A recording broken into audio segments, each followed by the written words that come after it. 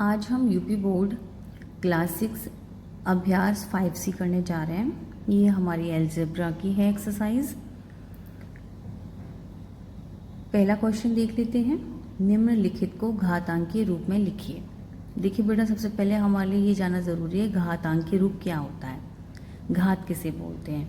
ठीक है, क्वेश्चन देख लीजिए। पहला क्वेश्चन ये रहा, second question, third question and fourth question. ठीक है, क्वेश्चन देख लिया हमने। सबसे पहले इस एक्सरसाइज को शुरू करने से पहले हमें ये देखना होगा कि घातांकीय रूप क्या होता है। तो चलिए देखते हैं। सपोज करते हैं हमने यहाँ ले लिया 5। ठीक है, तो ये 5 क्या है, हम आधार मानेंगे इसको। आधार क्यों मानेंगे? क्योंकि इसके ऊपर मैंने इस तरीके से घात लगा दी। तो इस तरह से आपको देखने को यहाँ संख्याएं मिलेंगी। ये हो गया हमारा आधार, इसको हम आधार बोलेंगे, इंग्लिश में इसको बेस बोलते हैं। ठीक, और ये हो गया हमारा घात, इसको घातांक भी बोल सकते हैं। ठीक है, इंग्लिश में हम इसको पावर बोल देते हैं। ठीक है, अगर यहाँ 2 है तो इसे हम कैसे पढ़ेंगे? 5 की घात 2 ऐसे नहीं पढ़ेंगे, 5 स्क्वायर बोलेंगे हम इसको। ठीक है, इंग्लिश में। हिंदी में हम बोलेंगे 5 का वर्ग। ठीक है, 5 स्क्वायर अगर यहाँ ये होता 5 की पावर 3 होती तो हम इसको 5 की पावर 3 नहीं बोलेंगे इस तरीके से, हम बोलेंगे 5 का क्यूब, 5 की पावर क्यूब।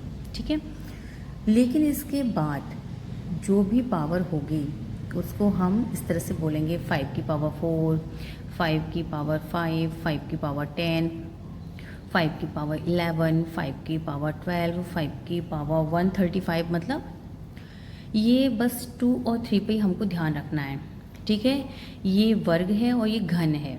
ठीक है, इसको हम 5 का घन बोलेंगे, इसे 5 का वर्ग बोलेंगे।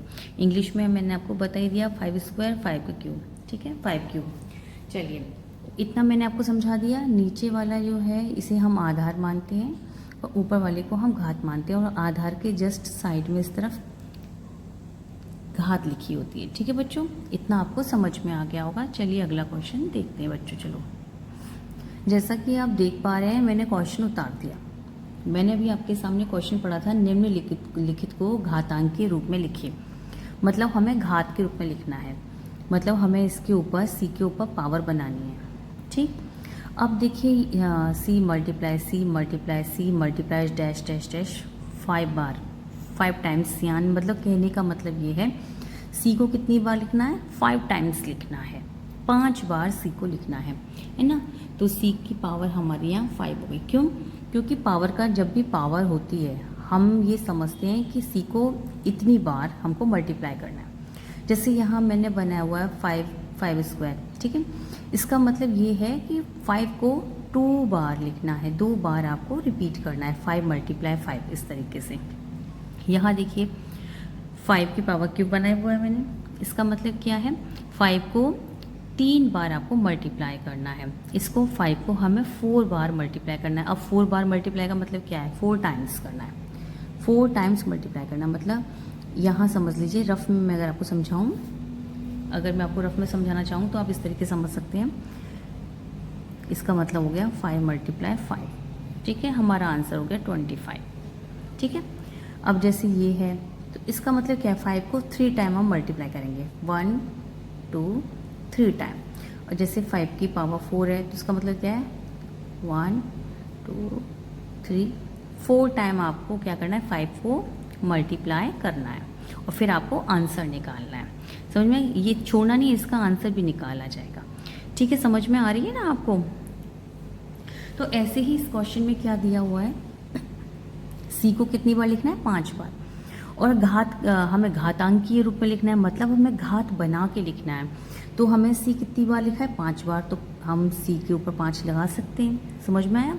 चलिए 1-2 क्वेश्चन और करते हैं, आपको और भी क्लियर हो जाएंगे। चलिए क्वेश्चन नंबर 2 देख लें, आपको और भी अच्छे से समझ में बेटा आ जाएगा। 5 मल्टीप्लाई ए मल्टीप्लाई बी। ठीक, ये हमारा क्वेश्चन है। अब हमको घातांकीय रूप में लिखना है। देखिए 5 के ऊपर तो कोई पावर है नहीं, तो 5 का 5 हो गया। अब हमें देखना ए कितनी टाइम्स है? 2 टाइम्स है। तो हमने 2, ए स्क्वायर हो गया। बी कितनी बार है, 1 2 3, तो हमारा बी 3। मल्टीप्लाई का साइन हम हटा देंगे क्योंकि हम गुणा के रूप में नहीं लिख रहे हैं, गुणा के रूप में तो ऑलरेडी दिया हुआ है हमें, ठीक। हमें किस रूप में लिखना है, घातांकीय रूप में। आप क्वेश्चन देखेंगे तो आपको समझ आएगा, तो हम मल्टीप्लाई का साइन हटा देंगे, ठीक है। हमारा ये क्वेश्चन हो गया। क्वेश्चन नंबर 3 देख लें अब हम, अभी आपको और अच्छे से क्लियर हो जाएगा। 7 मल्टीप्लाई 7 मल्टीप्लाई 7, यहाँ 7 कितने टाइम है, 3 टाइम, तो हम इस तरीके से आंसर लिख सकते हैं, ठीक है बेटा। समझ में आ रहा है, उम्मीद करती हूँ बेटा आपको समझ में आ रहा होगा। अब एक क्वेश्चन और देख लें, last question number 4, T multiply Y multiply Y, ठीक है बेटे। अब यहाँ आप देख पा रहे हैं टी कितने टाइम्स है, 2 टाइम्स, तो टी स्क्वायर हो गया। वाई कितने टाइम है, 2 टाइम, वाई स्क्वायर हो गया। T square Y square, this is our answer, ठीक। ये हमारा आंसर हो गया, ठीक है बेटा। चलिए क्वेश्चन नंबर 2 देखते हैं आप। क्वेश्चन नंबर 1 हमारा हो गया। क्वेश्चन नंबर 2 जब हम देखेंगे, निम्नांकित को गुणा के रूप में लिखिए। आप समझ पा रहे होंगे कि पहला जो था वो हमें घात के रूप में लिखना था, और ये हमें क्या लिखना है, गुणा के रूप में। मतलब ये है कि पहले इस तरीके से दी हुई थी संख्या और हमें इस फॉर्म में लिखनी थी। अब हमें इस फॉर्म में दी है, हमें किस फॉर्म में लिखनी है बेटा, घातांकीय, ठीक है। तो चलिए, तो अब हम क्या करेंगे, गुणा के रूप में इनको लिख देते हैं, ठीक। निम्नांकित को गुणा के रूप में लिखिए, तो हमें गुणा के फॉर्म में इनको बनाना है। तो चलिए करते हैं। चलिए क्वेश्चन नंबर 2 का फर्स्ट देखते हैं, ए स्क्वायर बी स्क्वायर, ठीक। जैसा कि मैंने आपको बताया, पावर को देख के हम समझ सकते हैं, घात को देखकर, कि हमको ए को कितनी बार गुणा रूप में लिखना है। ए के ऊपर 2 लिखा हुआ है, तो इसका मतलब ये ए को 2 बार गुणा रूप में हमको लिखना है। तो हमारा आंसर क्या होगा बच्चों, ए मल्टीप्लाई ए। गुणा का साइन जो है वो ठीक से बनाइएगा, ठीक है। बी को कितनी बार लिखना है, 2 टाइम्स, 1 2, ठीक। समझ में आया। चलिए एक और प्रश्न हल करते हैं। हम गुणा रूप में इसे कैसे करें, देखिए आंसर देख लेते हैं। गुणा रूप में कैसे होगा, 9 मल्टीप्लाई ए, बी कितनी बार है, 3 बार, पावर कितनी है बी पर 3, तो हम इसको 3 बार लिखेंगे, ठीक है बच्चों। उम्मीद करती हूँ आपको समझ में आ रहा होगा। चलिए इसका एक और देखते हैं, सेकंड का थर्ड देख लेते हैं। 10x³ y³ z³। चलिए इसका उत्तर देख लें, या तो आप इंग्लिश में लिख सकते हैं, हिंदी में, आपकी मर्जी है, जैसा चाहे आप वैसा लिखिए, जैसा आपकी स्कूल में मैथ्स के टीचर बोले वैसा आप कीजिएगा। 10 मल्टीप्लाई एक्स के ऊपर देखेंगे कितनी पावर है, 3, x³ है 1 2 3। बच्चों मैं यहाँ आपको एक चीज़ बताना चाहूँगी, x और मल्टीप्लाई का साइन काफ़ी हद तक एक जैसे लगते हैं, तो x को आप तरीके से बनाइएगा और मल्टीप्लाई को, ठीक है, समझ रहे ना आप मेरी बात, पता चले आपका x और मल्टीप्लाई सेम लगे, सेम नहीं लगने चाहिए। तो अपने x को इस तरह से बनाइएगा कि मल्टीप्लाई का साइन अलग पता चले और आपका x का साइन आपको अलग पता चले। y का क्यों है 1 2 3। अब z का क्यों, z1 z multiply z, this is our answer, ठीक है। एक बार और समझा देती हूँ मैं आपको। हमारा ये क्वेश्चन है, हमें देखना है घातें कैसी लगेंगी। x के ऊपर ये 3 बना हुआ है, y के ऊपर घात 3 दिया हुआ है, z के ऊपर घात 3 दिया हुआ है, ठीक है, ठीक है। x का घन, y का घन, z का घन, तो इसका मतलब क्या है, हमको ये संख्याएं इतनी बार ही गुणा रूप में लिखनी है। 1 2 3 1 2 3 1 2 3, ठीक, समझ आ रही होगी आपको। अब हम थर्ड का पहला क्वेश्चन देख लें। चलिए मैं बुक में से आपको दिखा देती हूँ। जैसा कि आप देख पा रहे हैं, क्वेश्चन नंबर 3, निम्नलिखित को घातांकीय रूप में लिखिए। फिर पहले वाले की तरह ही दे दिया, हमको ये पढ़ना है और घात के रूप में लिखना है, मतलब इन सब के ऊपर पावर बनानी है, जो भी पावर हो इनकी। समझ में आ रही है बेटा। तो चलिए स्टार्ट करते हैं क्वेश्चन नंबर 3। पहला क्वेश्चन मैं नोट कर दूं, 1 a multiply dash dash dash n बार। कहने का मतलब ये है ए को कितनी बार लिखा है, एन बार लिखा है। हमको ए कितनी बार लिखना है, एन बार। तो हम ए को इस तरीके से दिखा सकते हैं, ए की पावर एन। ठीक है, पहला क्वेश्चन ये हो गया बेटा। सेकंड क्वेश्चन देख लेते हैं। बी मल्टीप्लाई बी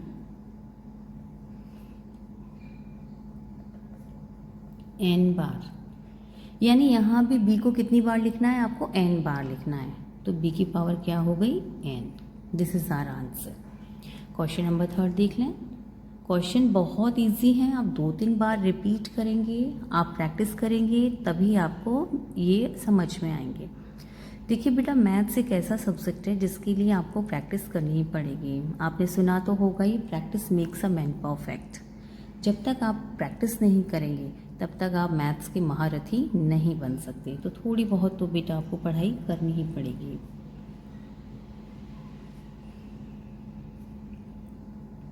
आप अपनी प्रैक्टिस कीजिए और मैं आपके साथ हूँ। समझ में आ रही है, ये ए है बेटा। ठीक है, तो आपको अच्छे मार्क्स से पास होने से कोई नहीं रोक सकता। 3 कितनी बार है, 2 टाइम। 4 कितनी बार है, 2 टाइम। ए कितनी बार है, 2 time. This is our answer. Question number 4 देख लें।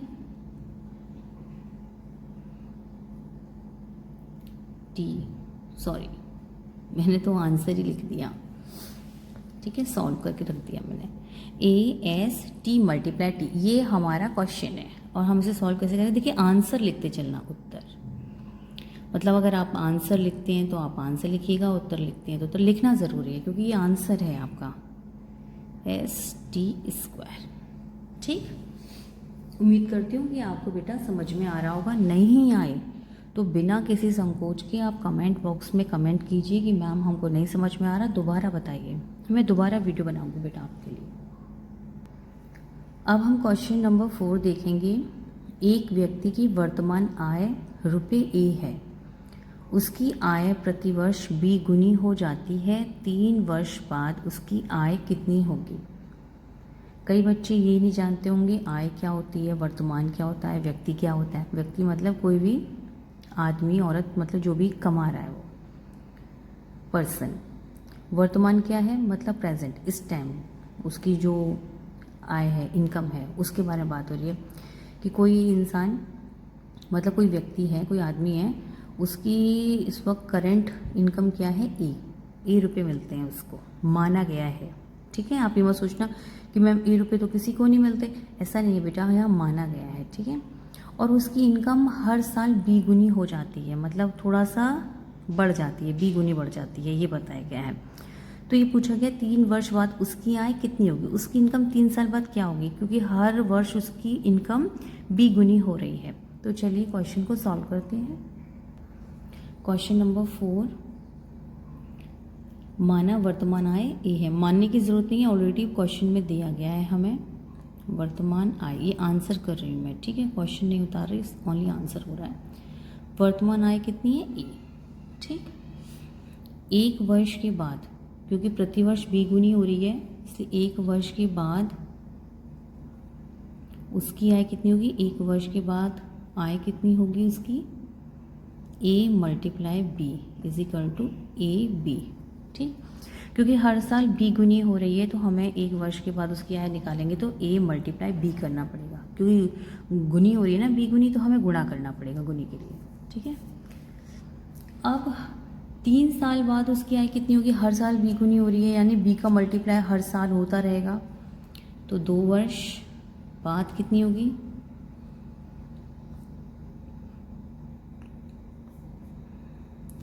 AB तो पहले से ही थी, फिर एक बार दूसरे साल फिर B गुनी होगी, तो ये कितना हो जाएगा, AB²।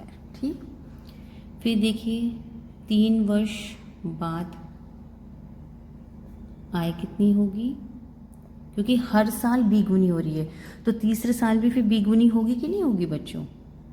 तो ये तो थी, और फिर उसकी इनकम B गुनी हो गई, तो कितना हो गया, B क्यों। वही सीधी सी बात है, जैसे जैसे आपके फादर हैं या आपकी मदर हैं या आपके घर में आपके बड़े भाई हैं जो जॉब कर रहे हैं, आप अच्छे से समझते होंगे। जैसे अगर अब जो करंट इनकम है हर साल बढ़ रही होगी, तो भाई बढ़ी हुई इनकम के अंदर ही तो हम इंक्रीमेंट दिखाएंगे ना सैलरी का। तो बस आप समझ जाइए कि 1 वर्ष बाद आय है ए मल्टीप्लाई बी, तो 2 वर्ष बाद आय क्या होगी A B multiply by B, 3 वर्ष बाद क्या आय होगी A B square multiply B. तो हमारा आंसर क्या हो गया ए बी क्यू। तो हम सीधे सीधे क्या लिखेंगे 3 वर्ष के बाद उसकी आय ए बी क्यू होगी।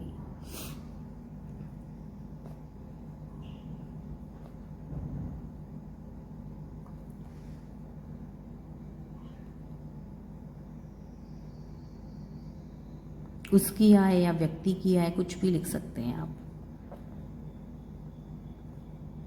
This is our answer. और यहीं पर बेटा हमारी एक्सरसाइज ख़त्म होती है। अगर आपको वीडियो पसंद आया हो तो आप मेरी वीडियो को लाइक करें, शेयर करें और सब्सक्राइब करें। अपने दोस्तों के साथ शेयर करना मत भूलना।